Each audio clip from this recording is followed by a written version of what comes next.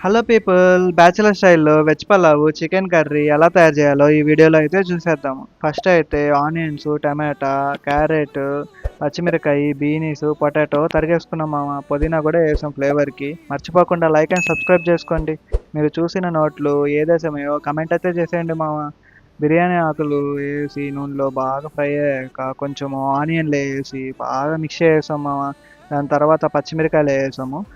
బాగా మిక్స్ చేసాక అల్లం వెల్లుల్లి పేస్ట్ వేసి గోల్డెన్ బ్రౌనిష్ వచ్చాక క్యారెట్, పొటాటో వేసేసి బాగా కలిపేసాము మామ. నానబెట్టిన అన్నంలో వేసాము. అది ఉడికే లోపల చికెన్ ప్రాసెస్ అయితే స్టార్ట్ చేసాం. ఉప్పు, కారము అన్నీ వేసి 2 కేజీ చికెన్లో ఇంకా ఆనియన్ అన్నీ ఫ్రై చేసేసుకొని ఈ గ్యాప్లో పెరుగు చట్నీ కూడా వేసుకున్నాము. ఇంకా టమాటాలు వేసి బాగా గోల్డెన్ బ్రౌనిష్ వచ్చాక చికెన్ వేసి బాగా మిక్స్ చేసాము. మూత పెట్టాలి 5 నిమిషాలు. తర్వాత వాటర్ బబుల్స్ అయితే వస్తాయి. ఇంకా సిద్ధం.